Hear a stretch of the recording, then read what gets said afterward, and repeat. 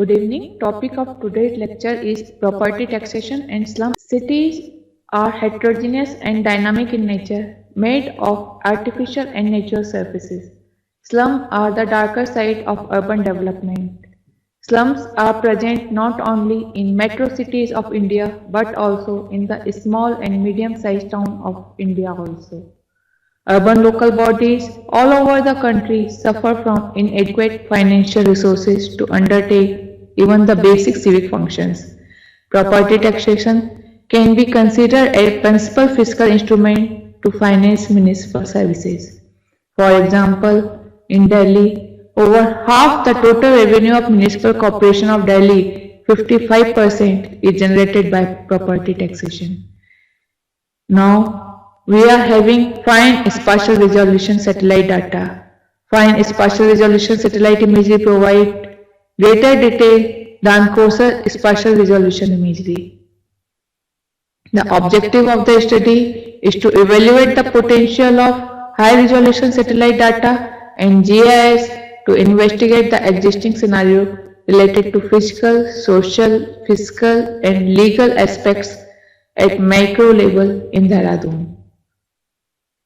The scope of the study is to evaluate the potential of high-resolution satellite data and GIS to investigate the existing scenario related to fiscal. Fiscal scenario has been studied through the land use and accessibility. Accessibility is important criteria because most of the infrastructure, including water supply, electricity, sanitation, telephone, etc. laid along the road network. So accessibility is very important physical parameter which needs to be studied along with others. Social parameter has been explored through the spatial distribution of different income groups. Today's society is no more caste based, but the spatial distribution of the city is based on the different income groups. High income group, middle income group, low income group and slum area. So according to this distribution of different income groups, there are different parameters for the property tax and how illegal development or what we call as slum and squatter, it may be legal or illegal, so commonly known as the informal settlements. So we also trace the development pattern of the informal settlements in this study. The research structure is the real-world problem and identification of issues led by the problem description, problem understanding and problem anticipation, from which we derive the object selection of study area. The selected area was fused, image was fused to interpret it and base map was prepared which was carried to the field and with field information thematic maps were generated, analyzed and conclusion has been drawn. Study area is Dehradun, capital of Uttarakhand. It's fastest growing city in the region, facing new challenges due to pressure of capitals of state. Remote sensing data of different sensors is available over a period and field survey can be conducted frequently. So the study has been carried out on 6 wards, representative wards. The selection of wards was based on the type of development, planned and unplanned, phases of development, old ward versus new ward. These new wards were planned, old wards were unplanned. Population density is very high in the old part of the city while low in the periphery of the city, and land use pattern is having more commercial activities in the center ward than the peripheral wards. Ward characteristics are given in this table as Race Course North, ward number 39, has area of 91.73 hectares and population more than 8,000. Population density is lowest, about 90 persons per hectare. It comprises of mainly HIG and MIG type of housing. Dharampur, ward number 12, is having area of 52.12 hectare and population 7,932 with a density of population density of 152 persons per hectare. This is also new planned area with HIG and MIG housing. Dev Suman Nagar, Ward number 23 is having area of 42.31 hectare and population 6,935 with a population density of 164 persons per hectare. Mainly MIG and LIG type of housing are there. DL Road, Ward number 4 is having area of 29.72 hectares and population 7,107 with a density of 239 persons per hectare. It's having some sort of informal settlements with MIG and LIG type of housing. Dhamawala, Ward number 36 is having area of 25.56 hectares and population 7,654. Population density is very high, 300 persons per hectare, and this is Dhamawala is the old development with irregular and narrow estate network, dominance of the commercial activities. Gandhipura, Ward number 34 is having just 16.33 hectare area and population 7,745 with a density of 474 persons per hectare.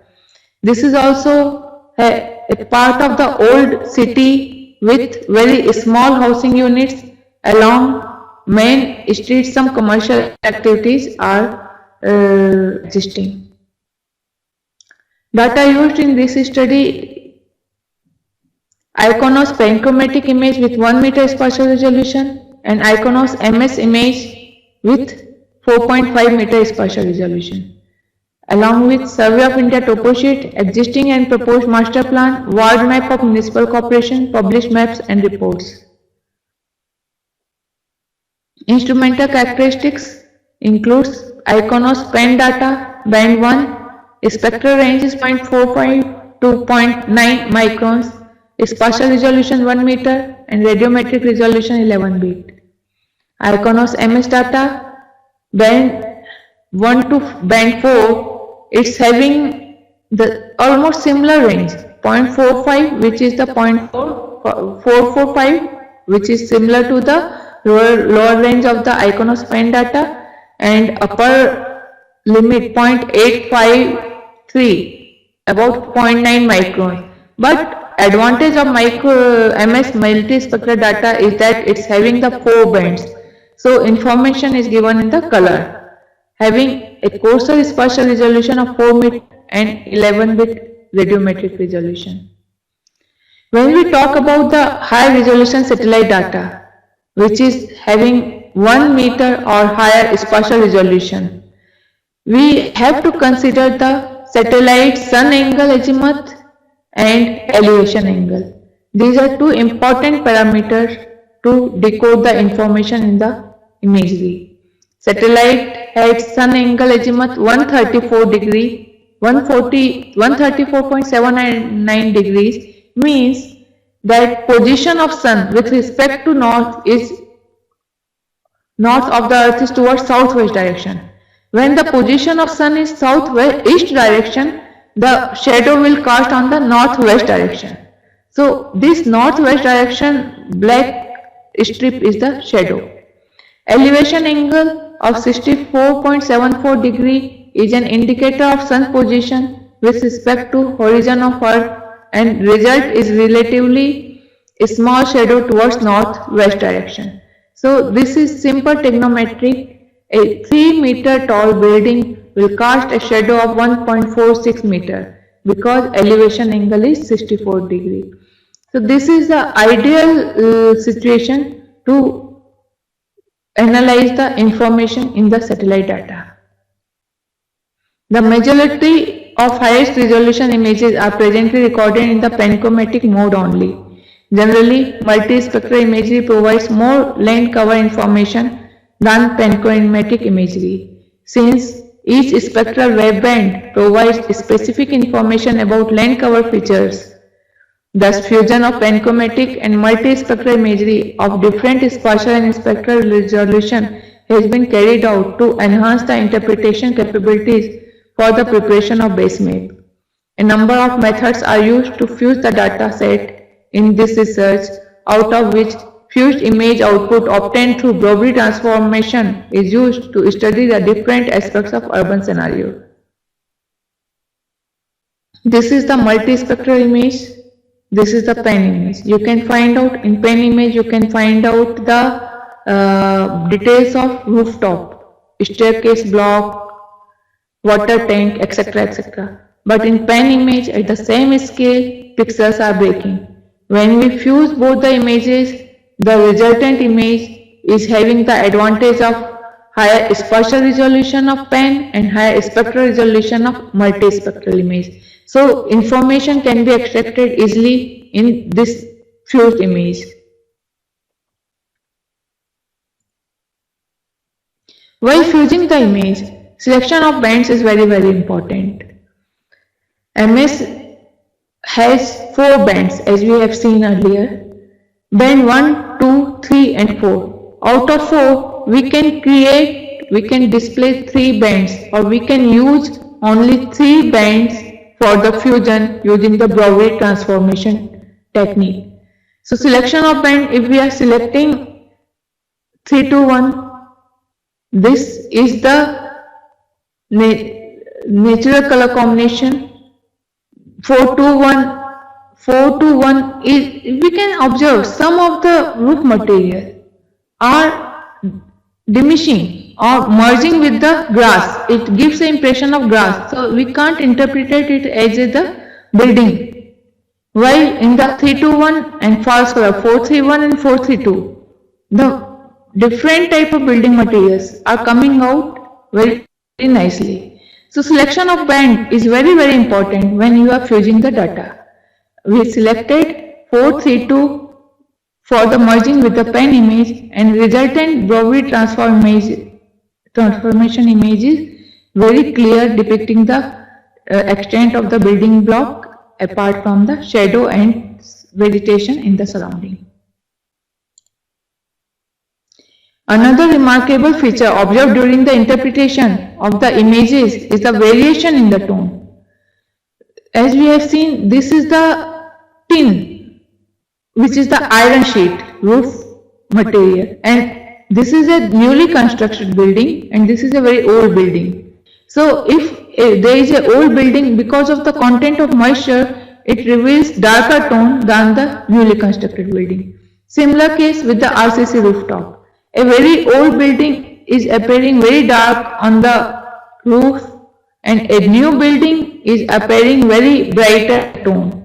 But care needs to be taken in the field while having the survey, because sometimes renovation on the rooftop may result on the very bright tone. So we need 100% field verification while we use the data for the sensible issue like the property taxation. Spectral dimension of different materials in FCC recreated from fused image. This is the community hall. Size and shape of the building reveals. This is the workshop for the state government bus stand workshop. This is the one religious building, and this is a 5-star hotel. Long shadow and niches on the building, etc. remark the hotel or commercial activities in this premises. Problems were encountered while interpreting the old developments and informal settlements in Ward number 23, Devsuman Nagar, Ward number 4, DL Road, Ward number 36, Dhamawala, and Ward number 34, Gandhipura. In these wards, inner parts of old development, accessed through the very narrow lanes, were difficult to interpret and directly from the satellite imagery. Field verification was carried out to improve the interpretation as well as to collect another primary information. The primary data collected during the field to investigate the existing scenario at ward level includes land use, residential, commercial, educational, etc. type of development HIG, MIG, LIG squatters, type of structure Pakka, semi-Pakka and Kacha, phases of development. During the field, maximum accuracy about 95% was observed in the plant development, while old part and inter-settlement shown minimum accuracy of 65%. When we go for the property tax, different category of the land use having the different tax. Here we will consider only the residential use. But how to interpret the different land use we can identify to some extent using the satellite image and background knowledge about the study area. This is the Rama Market typical pattern of the street, and background knowledge tells that this is having the commercial activities, pure commercial activity. This is the residential area, public service like bus stand, religious, mass surrounded with the open space, educational, this is the school building with the open courtyard, and mixed land use. This is the building where ground floor is commercial and upper floors are residential. So we need field verification to confirm our interpretation, and these are the some of the field photographs. This is the land use map of ward number 39, Racecourse North. You can find there is a change in the land use along the major road network, and now residential areas are going to convert in the mixed land use, residential plus commercial. Some sort of clinic or institutes are coming in these parts. If we see the land use distribution, about 6% of the area, more than 6% of area is in the area of mixed land use, commercial plus residential and health plus residential. This is the land use map of ward number 12, Dharampur.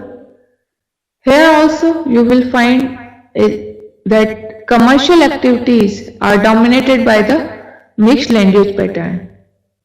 Commercial plus residential about 4.684% and health plus residential 0.33%, which is more than the commercial, pure commercial activities.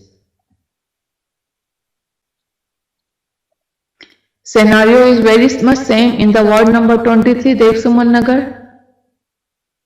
Though the use is restricted along the major road only, still it's having the commercial activities of 2.19%, but mixed activities, commercial plus residential and health plus residential, more than the about 3%.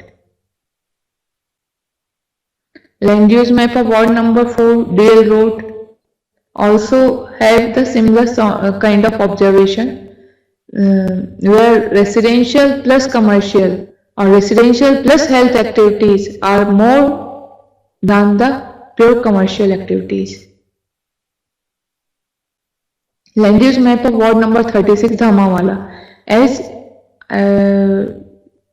I told, this is the old part of the city, and if we go straight way, this is the railway station, Prince Chowk, old bus stand, Tehsil Chowk and Kotwali. So we are having an impression that this is the pure commercial area of the city. Map shows that there is lot of residential activities in the inner part of the city, and main road is having the mixed land use, dominance of the mixed land use. Even commercial activities are higher, 20.1%, but mixed land use is again dominating 17.9%. There is no health plus residential or clinical activities because of the high density and narrow street network. Ward number 34, Dandipura. In this ward again, along main road we can observe the mixed land use like commercial and residential, and the land use pattern confirms the same. 4.58% area is under residential plus commercial, and 0.37% area is under the health plus residential, while pure commercial activities are just 2.54%. When we talk about the road network, as all the infrastructure, electricity, water supply, sanitary, telephone line laid along the road network, it's very important to see what is the accessibility to that house. When the road are more than 8 meter wide, it's considered as the primary roads.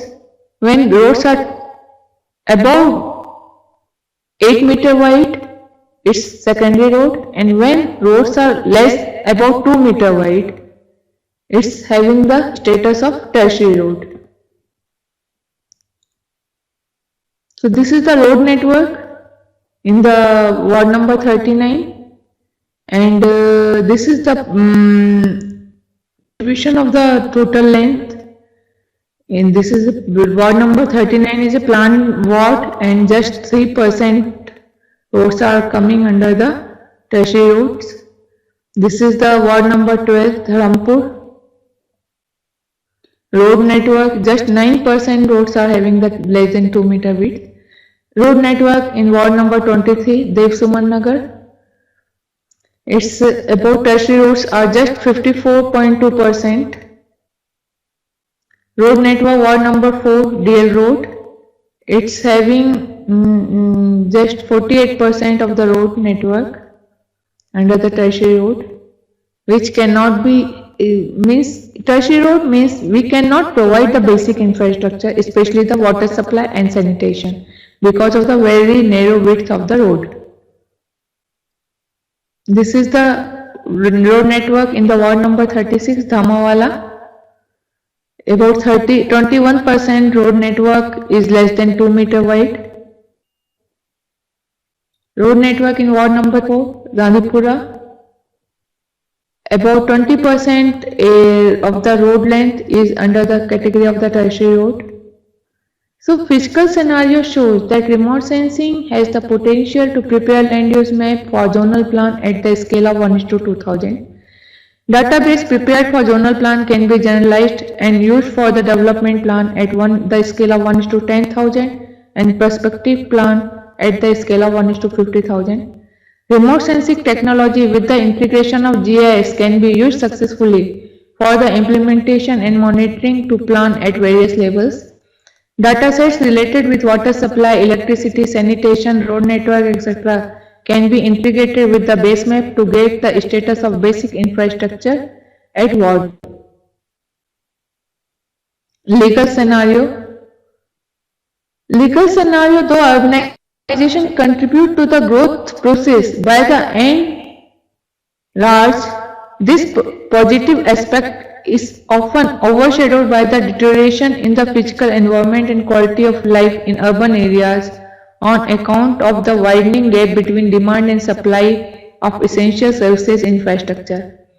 Most of the increase in urban population is normally accommodated in slum and squatter settlements, so-called formal settlement.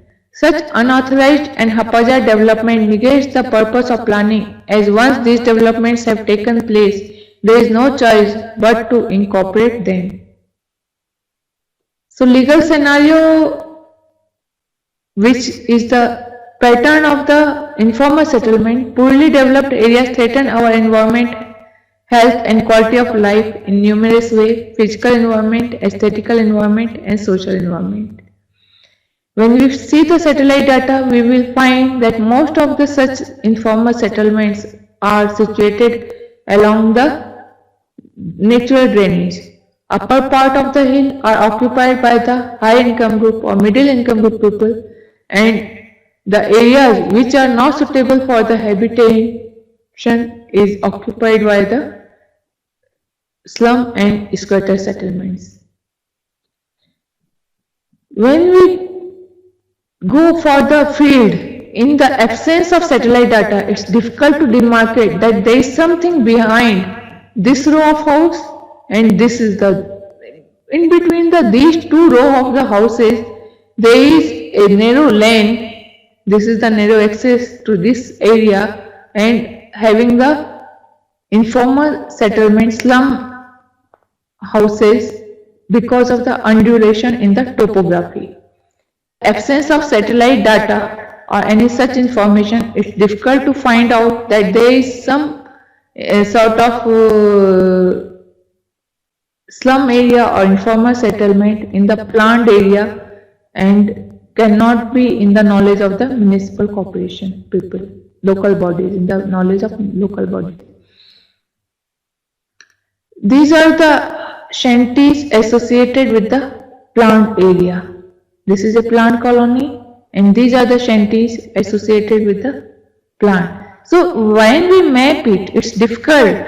If you are having very good quality of the physical infrastructure like monitor and other things, you can find out some extent of these shanties, but it's continuous in nature. So we just go in field, check out how many shanties are there. 1, 2, 3, 4, 5, and about approximate the extent of those shanties are marked here to map the area. So monitoring the growth of informal settlements is a challenging task. High resolution satellite data can be used successfully to monitor the growth of these settlements. Remote sensing data is used to trace the extent of informal settlements within the city and prepare the detailed base map of existing areas. Most of the times, informal settlements are taking place in eco-fragile areas such as along the drainage, river, banks, etc. Remote sensing data can be used to prevent ecological sensitive areas. Now, coming to the property taxation part, we have to map the extent of the HIG, MIG, LIG and slum informal settlement, squatter settlement. While we see the image, physical dimension of the house, its layout tells information about the income group. If the roads are more than 8 meter wide, houses are big in the size, plot size is big, it is an indicator that the area is belonging to the high income group. If the road width is middle 2 to 8 meter wide and the size of the houses is also not very large, not very small, it's considered as the middle income group. If the house size is middle or street network is very irregular, as you can find here, it's along the river bed. This is a part where you will find the kacha houses as well as the pakka houses. What are the pakka houses? RCC rooftop, it's classified as the LIG. A person can afford a house but cannot afford a costly land. Whereas the kacha house, very dark tone of the rooftop indicating towards the plastic roof cover is demarcated as the squatter development. These are the examples of the HIG, MIG, LIG and squatter type of housing. This is the extent of the HIG type of houses, MIG, LIG, and in this board only this is a small patch where some of the squatter settlements are there. Area under squatter is just 0.2% of the total area. This is the another ward, number 12, Dharampur. In this ward also, the total area under the squatter settlements is just a few percent. Most of the area is covered by the middle income group people. Some pockets belonging to the low income group and some are belonging to the high income group. The squatter settlement just 0.29% of the total area, ward area. This is the ward number 23, Dev Suman Nagar. In this ward, the squatter settlements and LIG are having a pattern of the drainage network. Along the natural drainage, this type of the Squatter and low income group housing are fine. High profile, higher terrain are occupied by the HIG high income group and middle income group people. Squatter settlements are just 1.78% of the total ward area. In ward number 4, DL Road, along the drainage network, there is lot of intermingling between the LIG class and Squatters class. HIG are having just a few pockets and most of the area is occupied by the middle income group people. Here, squatter settlements cover 7.24% of the ward area. In ward number 34, Dhamawala, again squatter settlements are distributed in a part of the inner lane. Most of the areas are having the pakka roof cover, which are classified as the type of housing, apart from the MIG and HIG housing. So, squatter settlements are just 0.18% of the total ward area. This is the ward number 34, Dandipura, where the similar kind of pattern can be traced. So, remote sensing can be used successfully to study and trace the pattern of development of different income groups. It can be further integrated with the demographic profile of the society. Integration of demographic data with base map at ward level will provide data on population growth. It can be used for further programs related with health, education, voter list for elections, etc. So finally, we are using these data for the mapping and calculation of the property taxation. Unit area method, as given by the Banerjee Committee in 2000, is used to remove the disparity in the rental method of the property taxation used earlier. In this unit area method, as the parameters given in the Delhi Municipal Corporation, in Dehradun, still rental method of the property taxation is being used.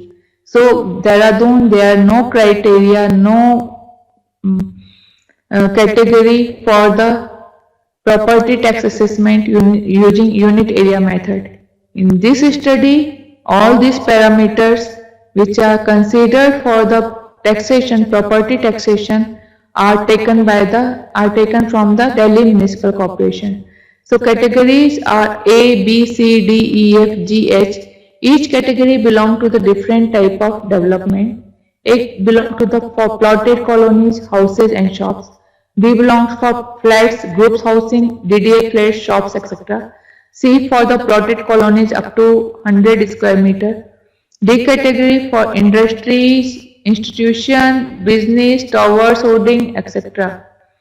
E for the farmhouses, F category for the religious institutions, G for the government properties and H for the others. Unit area value for the each category A, B, C, D, E, F, G, H is given in the rupees as applicable by the Delhi Municipal Corporation. A category houses have to pay 630 rupees per square meter. B category of houses to pay 500 rupees per square meter. And H category H, which is the others, mostly governing to the slum area, they have to pay only 100 rupees per square meter as the property tax. Other criteria are the use factor, whether it's used for the public purpose, utility, industry, entertainment, recreation, clubs. This category, the value will be 3, business for 4, star holdings, towers, etc. 10. So these are the value for the different category.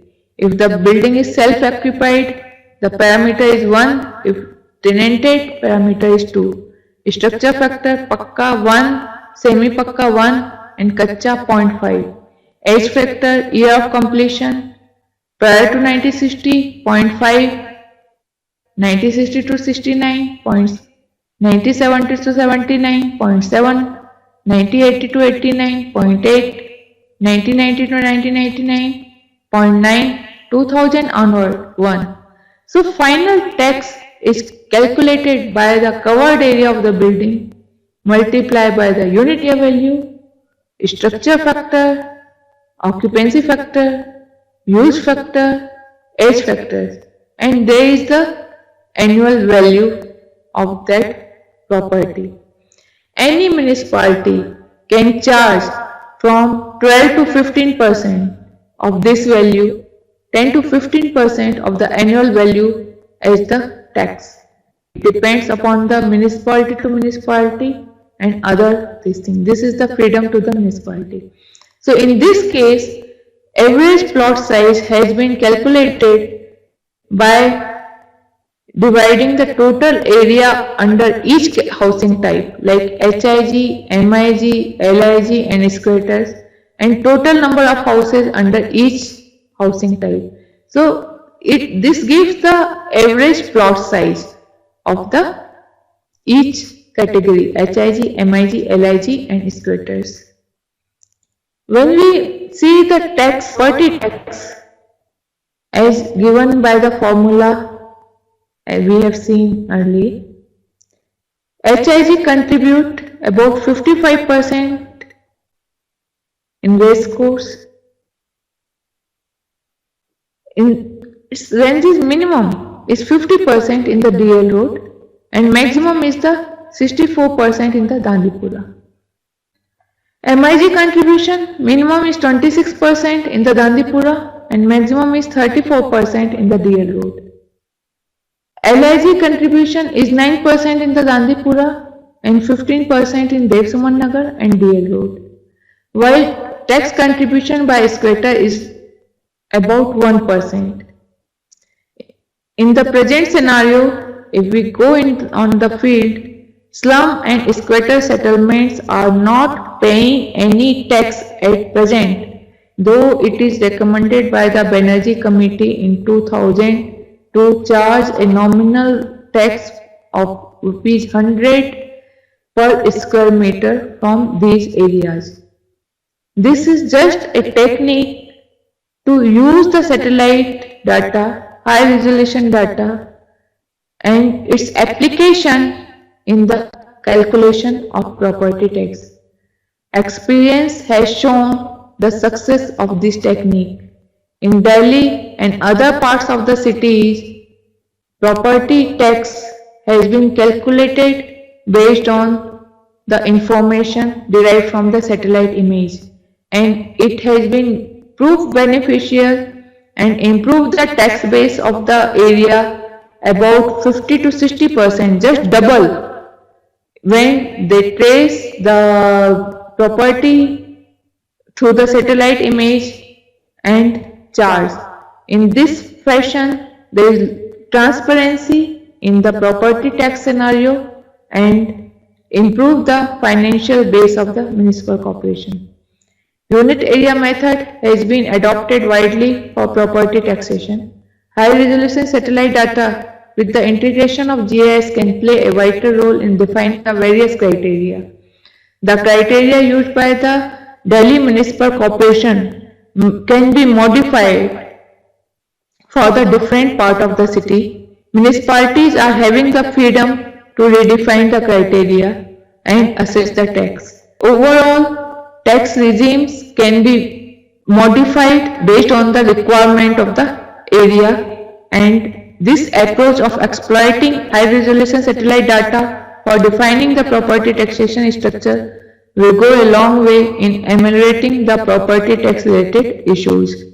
New developments, especially unauthorized development, which we call the slum squatter developments, can be traced and assessed for the property tax. So here we can conclude that high-resolution satellite data allows us to create detailed inventories of urban land use. Verification through field visit confirms high accuracy of this technology. Quantitative determination of land use transformation in different wards allows us to understand the changing pattern and functions within urban fabric. Record on mixed land use are helpful in quantifying the stress on existing infrastructure such as transportation, parking, etc. This study demonstrates there is a high degree of socio-economic heterogeneity within small areas affect the conventional urban analysis. Social restructuring and densification of urban areas can be traced with the help of remote sensing. It helps in the quantifying the demand and supply of basic services. Property tax calculated in different wards shows that average dwelling unit of high income group contribute about 55%, middle income group about 32%, low income group about 12% of property tax in comparison to an average square dwelling unit. The result related to legal aspects show that temporary structure with plastic roof cover reveal nearer blackish tone and can be monitored easily through the fused image. Thank you very much.